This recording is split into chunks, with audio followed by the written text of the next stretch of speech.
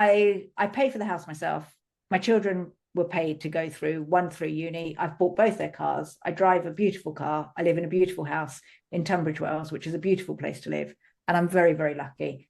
And when you look back 15 years ago, when I had absolutely nothing, the number one thing is I showed up and said, how can I bring more value to people than I take from them? I was asked the other day, how do I measure success? Mm-hmm. And I had to think about it. And it was happiness is how I measure it. Yeah. And happiness within my family unit. Mm-hmm. In If you asked me that in my 20s, where I lived in Germany, it was like in a billionaires boys club, fast cars, Oh, wow. working, Yeah. you know, only taking 2 weeks off for Christmas and Mm-hmm. come back to Ireland and basically binge drinking. Yeah. But, I thought that life, in Mm-hmm. a nightclub in the States and buying everyone in the club a drink because I Mm-hmm. could, Mm-hmm. that's what I seen as success in my 20s. Yeah. Now, 50 plus, Mm-hmm. I see it differently.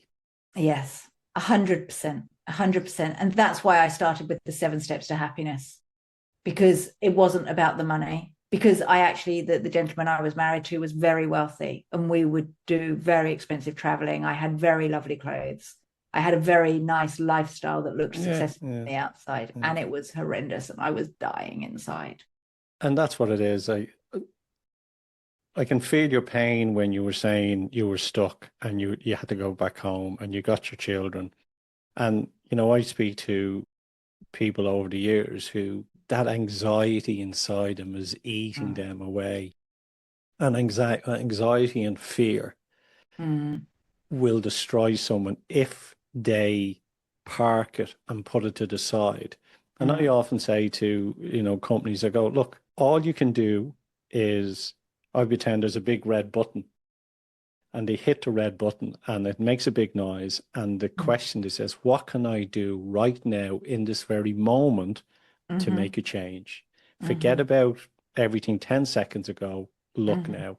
And I Mm-hmm. think that's what you did. I think you, correct me if I'm wrong, you were able to park all that fear, Mm-hmm.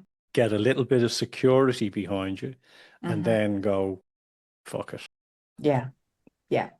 I think that the most important thing that enabled me to park my fear, though, is I didn't do it for the money.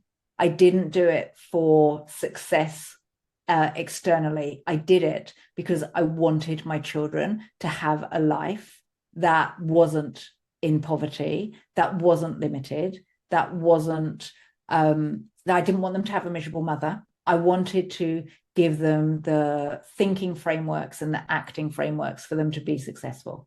And for that to happen, I had to do that myself. Miserable mother. Our children sometimes say to us, I hate you.